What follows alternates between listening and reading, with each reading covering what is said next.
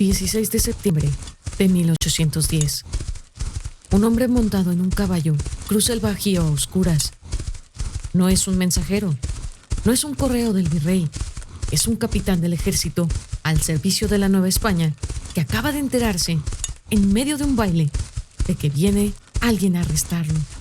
Varios kilómetros por delante, 3 o 4 horas de camino hasta Dolores, y una sola noticia que entregar: la conspiración ha caído.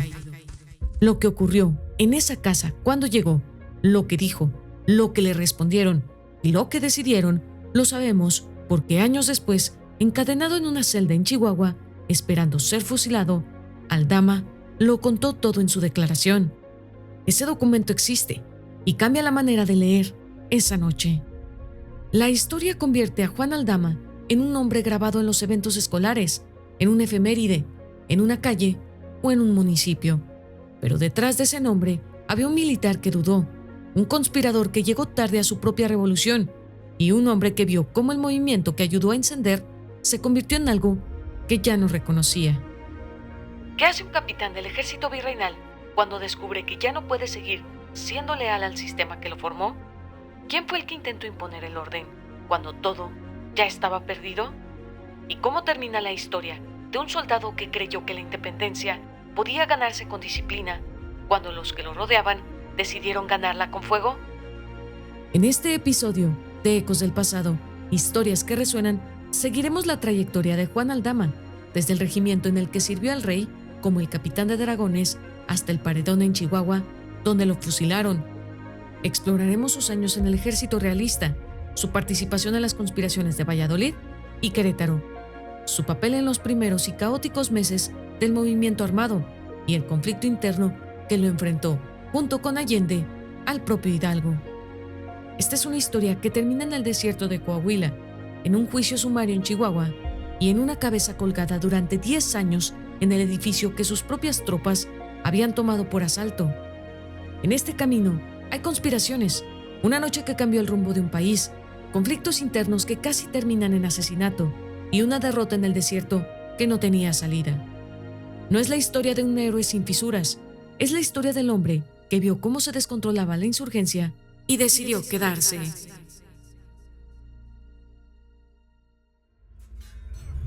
¿Qué sucede cuando el pasado se niega a ser olvidado?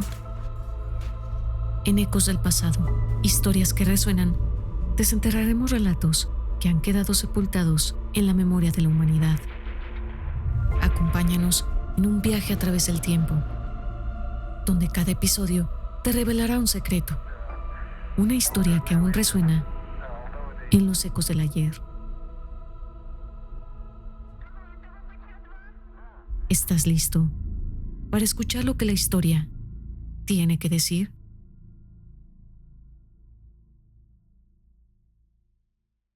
El soldado antes de la revolución, un dragón al servicio del virreinato. San Miguel el Grande, Guanajuato. El 3 de enero de 1774 nace en esa villa Juan José Marcos Gaspar Antonio de Aldama y González, un nombre largo para un mundo en el que el nombre lo era todo y el apellido más aún. Los Aldama eran una familia criolla acomodada con influencia en Guanajuato y Querétaro. Eran hacendados, personas con un peso en una sociedad que medía cada cosa en términos de sangre, posición y lealtad a la corona. Juan era el mayor de 2 hermanos que importan a nuestra historia. El otro era Ignacio, abogado de profesión, hombre de leyes y palabras. Juan tomó el camino contrario, eligió la espada. Ingresó al ejército siendo joven.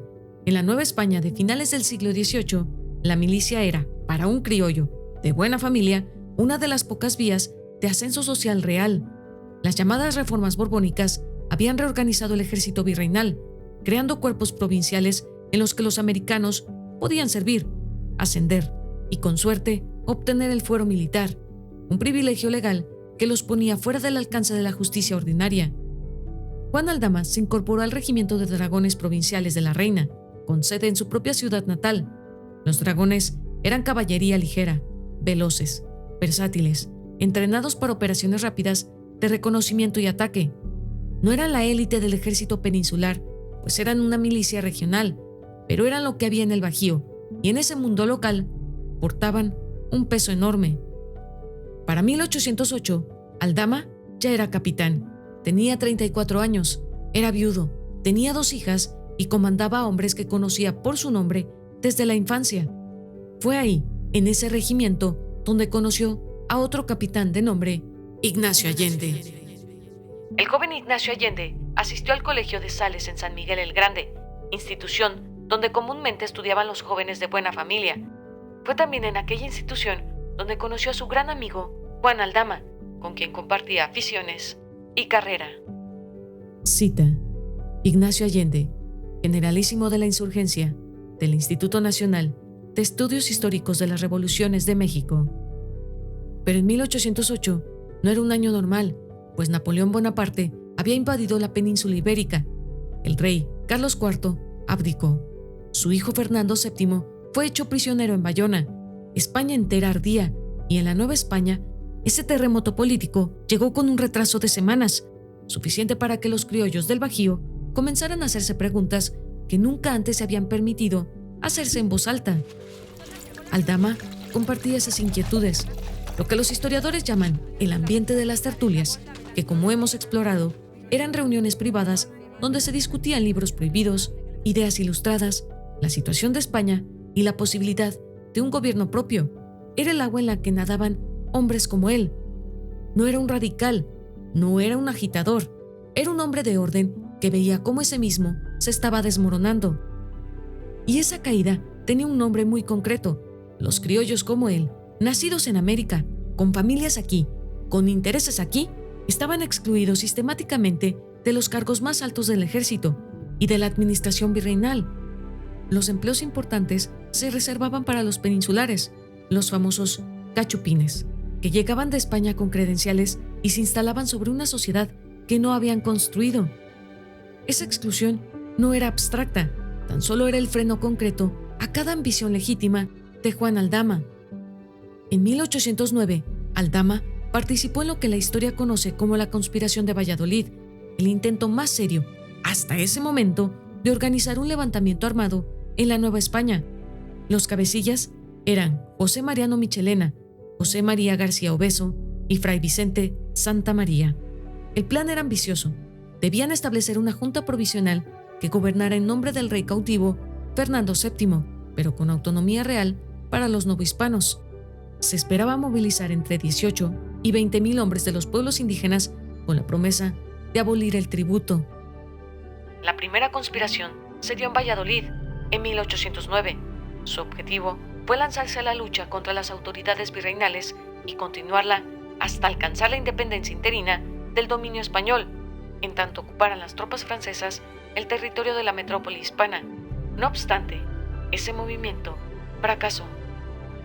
Cita: Grandes batallas de la independencia, de la Secretaría de la Defensa Nacional. El 21 de diciembre de 1809, la conspiración fue descubierta antes de que pudiera ejecutarse. Las indiscreciones de uno de los participantes y la denuncia de un sacerdote bastaron para desmantelarla. Alrededor de 40 personas fueron arrestadas y enviadas a la Ciudad de México para ser procesadas. Aldama recibió noticias anticipadas y pudo deslindarse antes de las detenciones.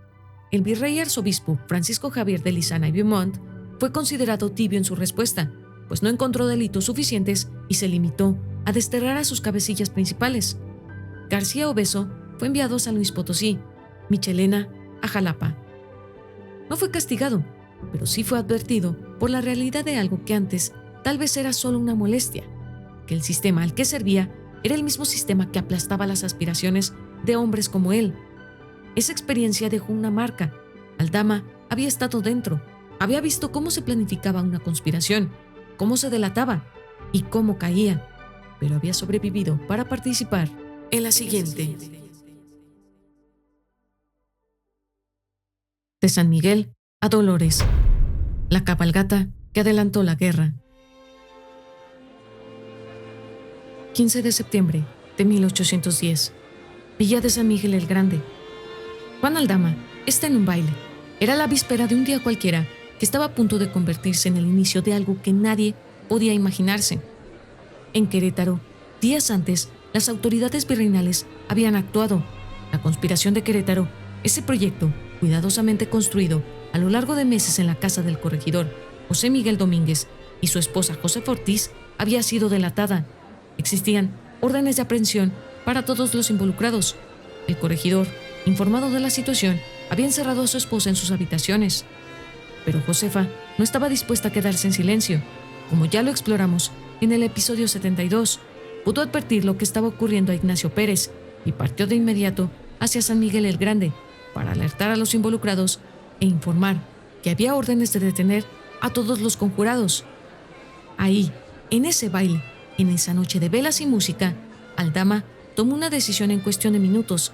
No pidió instrucciones y tampoco las esperó. Dejó la fiesta y montó su caballo. Lo que sucedió a continuación lo sabemos gracias a las propias declaraciones de Aldama durante su juicio en Chihuahua, uno de los documentos más valiosos para reconstruir esa noche. Estando el declarante en un baile casero, en casa de don José Allende, hermano de don Ignacio, y saliendo a una diligencia al zaguán de la casa, a las 10 de la noche, poco más o menos, halló un mozo de Querétaro, cuyo nombre ignora, preguntando a una criada de la casa por don Ignacio de Allende, la cual le respondió hallarse en Dolores en casa del cura, a cuya sazón la criada se metió para adentro, y el mozo llamó al declarante y le dijo que venía enviado de un Epigemio González a avisarle a Allende que lo venían a prender a él y al declarante. Entonces le replicó este: «¿A mí, hombre?». Le repitió: «Sí, señor, a vuestra merced». Cita: Declaración de don Juan Aldama, los procesos militar e inquisitorial del padre Hidalgo y otros caudillos insurgentes, de Ediciones Fuente Cultural. Ahí está todo en esa declaración: la casualidad, la confusión y el shock. Aldama no estaba esperando el mensaje. Allende ya estaba en Dolores. El mensajero llegó a San Miguel buscando a Allende y se encontró con Aldama. Él salió esa misma noche desde San Miguel el Grande rumbo a Dolores, aproximadamente 60 kilómetros, a caballo, por caminos de tierra en la oscuridad. Eso es entre 3 y 5 horas de galope. Pero, ¿qué pensaba ese hombre en ese trayecto? Bueno, no lo sabemos con certeza, pero sí sabemos lo que dijo cuando llegó. En la casa de Hidalgo, mientras ya se analizaba la situación, pues el cura y Allende ya sabían de la traición, y fue Aldama, el militar formado en el orden, el hombre que había pasado toda su carrera aprendiendo a obedecer la cadena de mando, quien respondió con la frase más honesta de esa noche: «Señor, ¿qué va usted a hacer? Por amor de Dios, que vea lo que hace». Cita: La Revolución de Independencia, de Luis Villoro.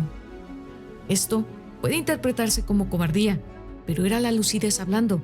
Aldama sabía lo que significaba este paso, sabía la diferencia entre conspirar en tertulias y lanzarse a una guerra abierta sin un ejército, sin un plan y sin recursos. Conocía la maquinaria del poder virreinal muy bien, y sin embargo, se quedó. Salió de esa casa al amanecer del 16 de septiembre, convertido en un insurgente.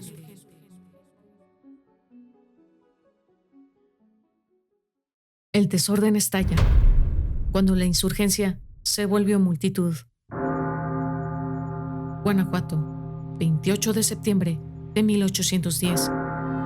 Lo que ocurrió en la Alhóndiga de Granaditas ese 28 de septiembre es uno de los episodios más brutales y complejos de los primeros meses de la insurgencia.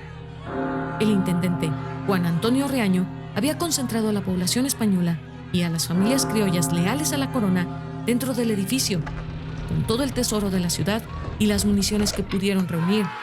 Y cuando la multitud insurgente, desbordada y enardecida, rompió la defensa, lo que siguió fue una masacre.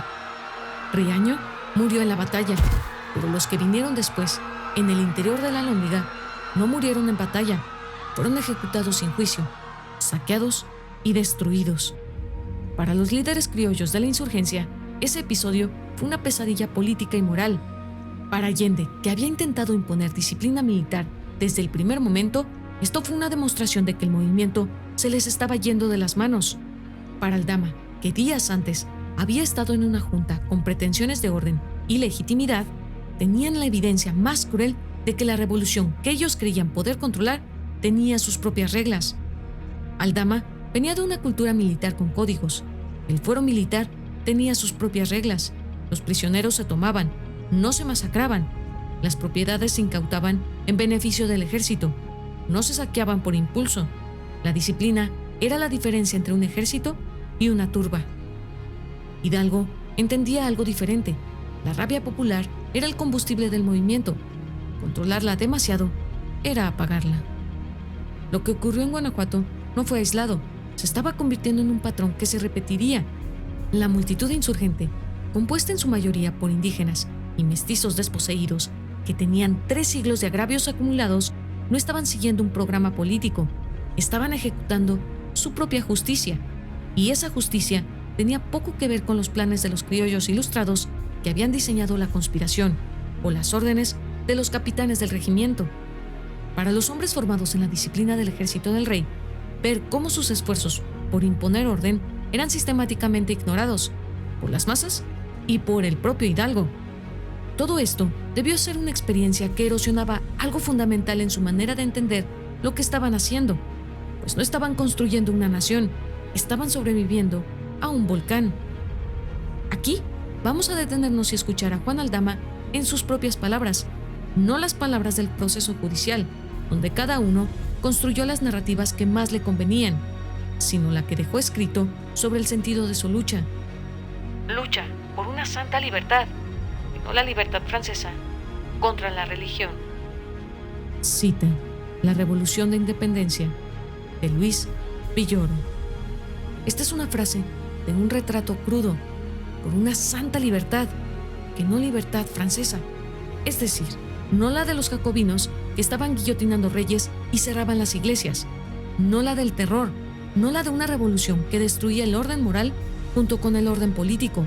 Aldama no quería eso, quería algo más parecido a una reforma que a una ruptura, sustituir el control peninsular por un gobierno propio, pero dentro de los marcos de la fe, del orden y de la continuidad institucional que él conocía.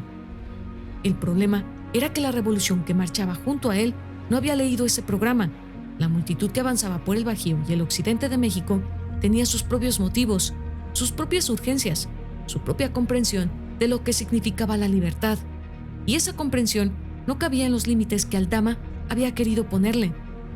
Esta es la fractura central que define a Juan Aldama en estos meses y que pocas veces se analiza. No era un hombre dividido entre 2 lealtades externas, entre la corona y la insurgencia. Era un hombre dividido entre 2 versiones de lo mismo, entre la revolución que había querido hacer y la revolución que estaba ocurriendo, entre la libertad que él concebía y la libertad que la multitud reclamaba. Y esa fractura no tenía solución, solo tenía una dirección. Poco antes de estos eventos, el 20 de septiembre, Hidalgo fue proclamado como generalísimo, pero no fue sino hasta en Acámaro, el 22 de octubre de 1810, cuando Aldama recibió el título de teniente general. Esto fue un gesto necesario y un símbolo de que existía una jerarquía, una cadena de mando, algo parecido a un ejército organizado, pero la realidad sobre el terreno era otra. La batalla de Aculco, el 3 de noviembre de 1810, fue la primera señal brutal de lo que ese ejército realmente era, una masa enorme, pero sin coordinación, que ante el ataque ordenado de Calleja se deshizo como azúcar en el agua. Lo mismo ocurriría en la defensa de Guanajuato el 25 de noviembre y de manera catastrófica en Puente de Calderón el 17 de enero de 1811. Aún así, él continuó por los caminos del Bajío y el occidente, marchando con el grado de teniente general que le habían conferido, comandando las tropas y peleando las batallas, no porque la revolución fuera lo que él quería que fuera, sino porque retroceder ya no era una opción y porque en algún lugar, entre el horror de esa madrugada en Dolores y los escombros de la Alhóndiga, Juan Aldama había tomado una decisión que no admitía retractarse. Si iba a perderlo todo, de todas formas, prefería perderlo yendo hacia adelante. Fuego amigo. La derrota en Puente de Calderón. Puente de Calderón, Jalisco, 17 de enero de 1811. Aldama y Allende habían pasado días anteriores en Guadalajara organizando lo que quedaba del ejército. 3.400 hombres con entrenamiento formal, 1.200 fusiles en condiciones de uso. El resto, alrededor de 100.000 personas en total, eran una masa sin orden ni preparación militar, que portaba desde machetes hasta herramientas de labranza. Allende diseñó la disposición del campo. La artillería, con 95 cañones, quedó bajo el mando del general Torres. Las reservas las dirigió Hidalgo, y la caballería, la única parte del ejército con experiencia real de maniobra, fue puesta a cargo de Juan Aldama. Era un puesto que conocía, el que había ejecutado durante años en el regimiento de dragones. Si algo podía funcionar ese día, era eso. Al inicio del combate, los insurgentes llevaban la ventaja. Los realistas de Félix María Calleja, con apenas 6.000 hombres, sostenían una posición difícil frente a una superioridad numérica que no tenía precedente en suelo novohispano. Entonces, explotó un carro de pólvora entre las filas insurgentes. No fue una táctica del enemigo, más bien fue un accidente. El fuego se propagó hacia los propios cañones. El pánico recorrió las líneas. En minutos, el ejército más numeroso que había existido en ese territorio se desintegró. Calleja ordenó el avance general. Allende, Abasolo y Aldama intentaron detener la retirada, pero no pudieron. Aldama acompañó a Allende a Guanajuato, donde se ignora lo que hicieron para defender la ciudad, y luego a Guadalajara, donde se ocupó de reunir elementos. Parece que en el puente de Calderón tuvo el mando de una de las salas del ejército independiente y se retiró cuando vio la batalla perdida. Cita: Biografías de los héroes y caudillos de la independencia, del licenciado Alejandro Villaseñor. Lo que marchó hacia el norte después de Calderón no era un ejército reorganizándose, era un convoy de jefes sin tropa, cargando plata, cañones que ya no servían de nada y la certeza de que la primera etapa había terminado. Fue en ese momento cuando Aldama empujó la única idea que todavía tenía lógica. Necesitaban armas, financiamiento y alguien del exterior que reconociera que la insurgencia existía y que valía la pena apoyarla. La Revolución Americana no había triunfado sola. Francia la había armado, financiado y reconocido. Los insurgentes mexicanos necesitaban lo mismo, y el único lugar donde podían conseguirlo era cruzando la frontera norte. Pero para negociar con el gobierno de los Estados Unidos hacía falta alguien que supiera moverse en el terreno diplomático, alguien que hablara el idioma de los tratados, no de los cañones. Aldama tenía esa persona en su propia familia, al licenciado Ignacio Aldama. Aldama consiguió que su hermano, el licenciado Don Ignacio, fuese nombrado plenipotenciario en los Estados Unidos y que se adelantase al ejército. Al mismo tiempo, hizo que Jiménez preparase alejamientos y subsistencias en todo el camino y dio muestras de gran actividad. Cita: Biografías de los héroes y caudillos de la independencia, del licenciado Alejandro Villaseñor. Ignacio Aldama partiría adelante como representante diplomático. Juan gestionó además que Mariano Jiménez asegurara el abastecimiento y las rutas en el camino del norte. No era una improvisación, era el plan más estructurado que la insurgencia había producido desde Acámbaro. El convoy llegó a Saltillo a finales de febrero de 1811. Ahí los alcanzó un fuerte mensaje que el virrey Francisco Javier Venegas había enviado a través del general realista José de la Cruz, una oferta formal de indulto. El mensaje era directo. Si los jefes insurgentes deponían las armas y se entregaban, el gobierno virreinal consideraría su situación. Era una salida, quizás la última que tendrían. El convoy llevaba semanas en marcha. Hidalgo ya no tenía mando militar. Allende cargaba con el peso de una guerra que se estaba perdiendo en todos los frentes. Aldama sabía mejor que nadie lo que quedaba del ejército insurgente. Y aún así, la respuesta que enviaron puede ser los defensores de la patria. Esto no se trataba de arrogancia, era la única posición que les permitiría seguir siendo lo que decían ser. Aceptar el indulto era admitir que habían cometido algún crimen. Rechazarlo, en cambio, era sostener que estaban en guerra legítima y no en rebelión.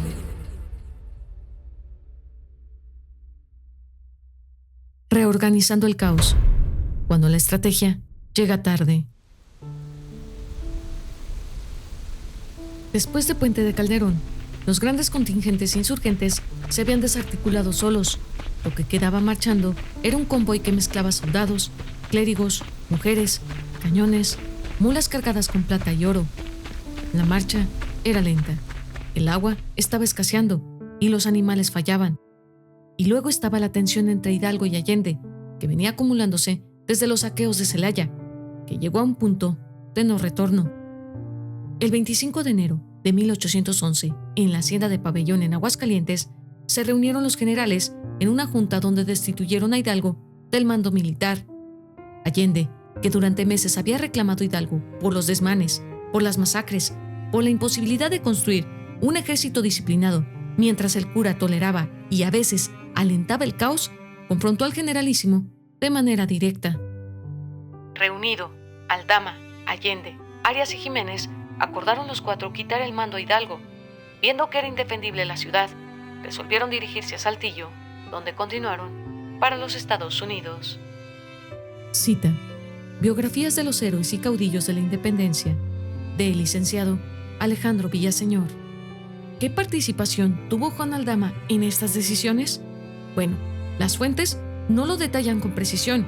Aldama, que era el mayor y más sensato de los insurgentes, consideró que la causa estaba perdida. Él ya formaba parte del grupo de oficiales militares que rodeaba a Allende y que compartía su frustración con el liderazgo de Hidalgo. Era parte de esa tensión estructural entre los militares criollos que querían orden y estrategia y el cura que había sabido movilizar a las masas, pero no podía o no quería controlarlas. Lo que sí es claro es que en Pabellón, el 25 de enero de 1811, Allende asumió formalmente el mando militar del ejército insurgente. Hidalgo quedó bajo custodia de facto de los oficiales. La revolución, que había comenzado como un movimiento liderado por un cura carismático, se transformó en ese momento en algo más parecido a una junta militar. Y en esa junta militar, Juan Aldama seguía teniendo su lugar. La decisión que tomaron, que al ver que no tenían muchas opciones, fue marchar hacia el norte, hacia los Estados Unidos, hacia la posibilidad, aunque fuera pequeña, de conseguir armas y reconocimiento, hacia el único horizonte que todavía parecía abierto. Estaban marchando hacia Catita de Baján, con el tesoro insurgente, con lo que quedaba del ejército y con el peso de una revolución que no había sido lo que se esperaba que fuera. La revolución se estaba devorando a sí misma, y Aldama estaba ahí, en el centro de ese proceso. Ecos de un juicio en Chihuahua. El final de Juan Aldama. Las Norias de Baján, Coahuila, 21 de marzo de 1811. La caravana insurgente avanzaba hacia el norte con el agotamiento de los que han perdido demasiado. 5 carruajes, cientos de jinetes, un tesoro valuado en más de $500,000 de pesos y los líderes supervivientes del movimiento que habían sacudido a la Nueva España durante 6 meses. Iban guiados por un hombre que se había presentado como aliado, un hombre que decía conocer el camino, que decía saber dónde estaban las norias, el agua y el descanso que los cuerpos agotados necesitaban. Ese hombre se llamaba Ignacio Elizondo. Elizondo es un personaje que encarna todas las complejidades de ese momento histórico. Había sido insurgente, había participado en el movimiento, pero en algún punto del camino se había calculado que los realistas iban a ganar y decidió hacer lo que los traidores hacen, ofrecer algo invaluable al lado que creía ganador. Lo que ofreció fue la captura de los líderes insurgentes en pleno. El plan fue ejecutado con una actuación magistral. Elizondo había desplegado sus tropas en el paso de Acatita de Baján y ordenó que la caravana no entrara junta, tan solo un carruaje a la vez. Argumentó que las norias necesitaban tiempo para recuperarse. Los insurgentes, sedientos, agotados y confiando en su guía, obedecieron. Y uno por uno, cada grupo que entraba al paso era detenido, desarmado y capturado, sin posibilidad de resistencia coordinada y sin poder avisar a los que venían detrás. Juan Aldama fue capturado en Acatita de Baján el 21 de marzo de 1811, junto con Hidalgo, Allende, Mariano Jiménez y los demás líderes que viajaban en la caravana. La primera generación de la insurgencia mexicana fue aprendida en el desierto de Coahuila, no en una batalla, sino en una trampa. Fueron trasladados a Chihuahua, sede de la Comandancia General del Norte. un viaje largo, bien calculado para hacerlo sentir el peso de la derrota en cada kilómetro. El proceso judicial que enfrentaron en Chihuahua tiene una dimensión tan grande que vamos a dedicarle un momento. El proceso fue presidido por un español llamado Ángel Abella. No hubo testigos, no hubo pruebas adicionales a las confesiones, solo preguntas a los acusados y las declaraciones de los propios españoles. Cada uno de los acusados respondió de manera diferente. Allende acusó a Hidalgo, Hidalgo acusó a Allende.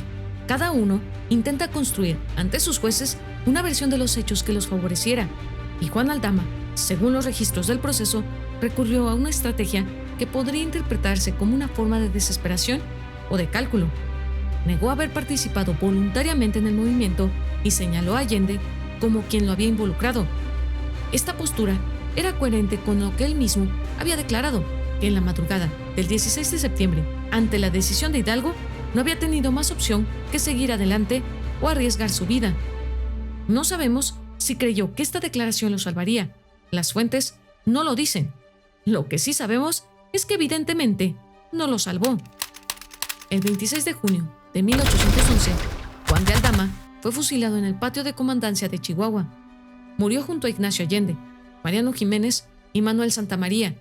Los cuatro, por un decreto del derecho virreinal, fueron fusilados de espalda. Un mensaje deliberado del sistema. El fusilamiento por la espalda era la forma en que se ejecutaban a los traidores, a los desertores, a los que habían roto su juramento de lealtad a la corona. Morir de cara al pelotón era la prerrogativa de los soldados honorables. Juan Aldama, el capitán de dragones que había servido fielmente al regimiento de la reina durante 15 años, murió de la forma en que ese sistema definía a los traidores. Pero la historia de Juan Aldama no termina ese 26 de junio. Sus restos fueron decapitados. Su cabeza, junto con la de Allende, Hidalgo y Jiménez, fueron depositadas en cajas con sal para retrasar la descomposición, y esas cajas viajaron cientos de kilómetros desde Chihuahua hasta Guanajuato.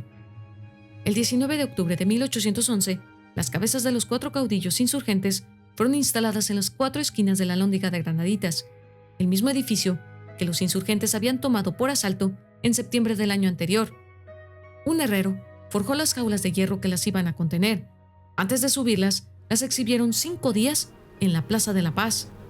Y ahí permanecieron durante 10 años. 10 años en que la guerra siguió librándose. 10 años en que otros insurgentes continuaron lo que Aldama y los suyos habían comenzado. 10 años en que las cabezas de los primeros caudillos miraban desde las esquinas de ese edificio, como una advertencia permanente de lo que le ocurría a quienes se atrevían a seguir desafiando al virreinato. Las cabezas de Hidalgo, Allende, Aldama y Jiménez fueron llevadas a Guanajuato, en donde las pusieron en unas aspas de fierro en los 4 ángulos del castillo de Granaditas. Casi 10 años permanecieron enclavadas en los ángulos de la Lóndiga las cabezas de estos caudillos, hasta el 28 de marzo de 1821, en que por orden de don Anastasio Bustamante fueron descolgadas. Cita: 100 mitos de la historia de México, primer tomo, de Francisco Martín Moreno. La independencia llegó el 27 de septiembre de 1821 y no la consumaron los hombres que la iniciaron. La consumó Agustín de Iturbide, el mismo realista que había enfrentado con especial saña a los insurgentes de la primera generación. Con la independencia llegó también la necesidad de construir un panteón nacional, y en ese panteón los hombres de la primera insurgencia se convirtieron en padres de la patria. Sus nombres se escribieron en letras de oro, sus efigies se grabaron en monedas y monumentos. Pero la forma en que se nos enseña esta parte de la historia nos simplifica todo lo complejo que fue.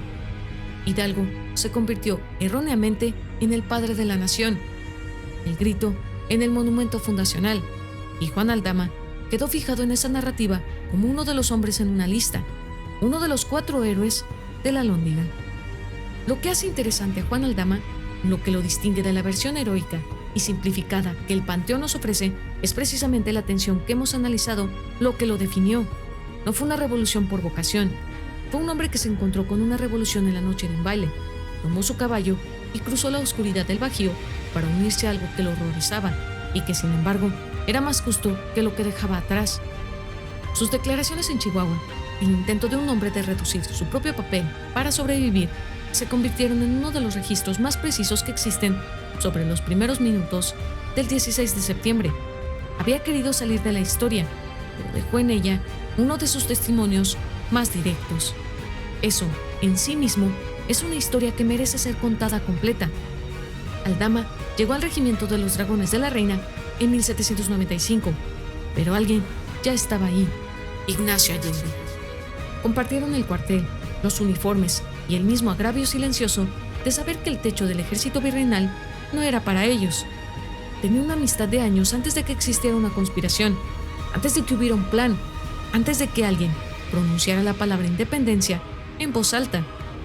Y sin embargo, Allende fue el que convenció a Aldama de entrar al movimiento, el que lo llevó a las tertulias de Querétaro, el que lo involucró en Valladolid, el hombre que esa noche de septiembre ya estaba en Dolores, esperando esas noticias que Aldama venía a traer en su caballo. Murieron el mismo día, en el mismo patio, de espaldas a los mismos fusiles. Pero la historia de Allende no es la historia de Aldama repetida con otro nombre. Allende era una cosa totalmente distinta. Fue un hombre que desde 1801 había servido a las órdenes de Calleja. Sí, el mismo Calleja que años después lo perseguiría hasta Catita de Baján. Un hombre que pensó en envenenar a Hidalgo, que destituyó al caudillo que él mismo había reclutado, que peleó en el puente de Calderón sabiendo que era probable que perdiera, y que aún así no pidió el indulto. En el próximo episodio de Ecos del Pasado, historias que resuenan, no vamos a contar la biografía de Ignacio Allende. Nos vamos a adentrar al pensamiento de ese hombre, a la fractura que llevaba desde antes del grito, a las decisiones que tomó cuando ya no había salida fácil, y lo que su proceso en Chihuahua reveló sobre él y sobre el movimiento que ayudó a construir. Porque hay algo en la historia de Allende que se mantiene entre los ecos de su biografía y que cambia la manera de leer todo lo que ocurrió entre septiembre de 1810 y marzo de 1811.